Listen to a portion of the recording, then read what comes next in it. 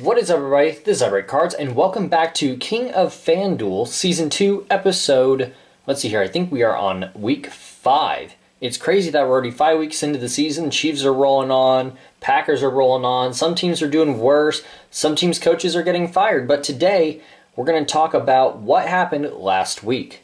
Now you can see I already don't have a face cam this week. That's because I've got my face cam rigged up to my tripod this week for our huge break I'm doing Friday at 5 live on my channel. Over 50 hobby packs being opened up, football and baseball, and a lot of just cool and unique and different products. So I'm looking forward to that. But of course it's not Friday, it's Thursday, and contest just finally opened up today on Wednesday.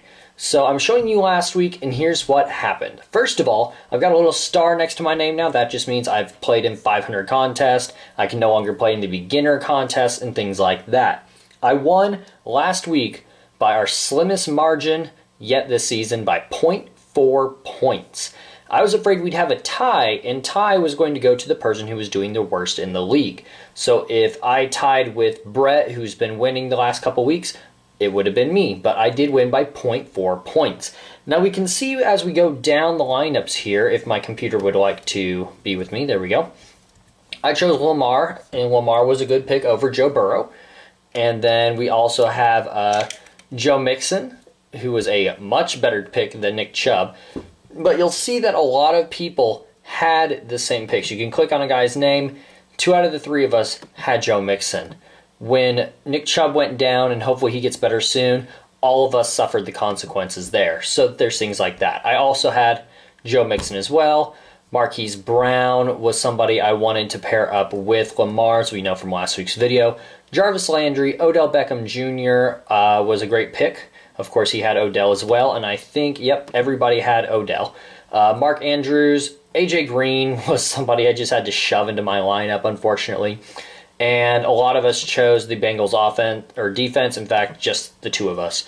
So that was last week, won by 0.4 points, and finally I've got a win notched into this series. Moving on into week 5, our new challenge is that you can only choose players who have even jersey numbers. Now I know this isn't as exciting as some other weeks, but when you want to play Ezekiel Elliott, when you want to play Patrick Mahomes, you realize I have to Google these guys' numbers, and I don't know what number they wear. Of course, I know Mahomes is 15, but I didn't know what number Zeke was, and I wanted to pair Dak and Zeke, and that was not possible. I think Zeke is like 21 or something like that.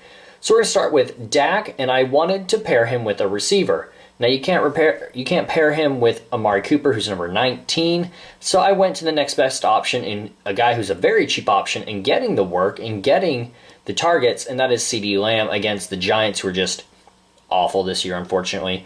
Josh Jacobs against Kansas City. Josh Jacobs wears an even jersey number as well. I've done research on all these guys. Clyde Helaire, I believe, is like 22. I could be wrong, but I like him. I also do like Josh Jacobs against our defense. He's just going to, I think, tear it up. Sammy's been getting some good targets. He's like receiver number 2, if you're not counting tight end, so right behind Hill. I would say Watkins is getting a lot of good looks if you're not going too deep, if you need those short yardage or medium yardage situations. Diggs was somebody I kind of was like in between. I think this Tennessee game could be a good game. We all saw last week what happened with Tennessee, and I'm curious to see what kind of fines will be placed down. I'm also interested to see what will happen to my Chiefs, whether or not any players will be tested positive for COVID.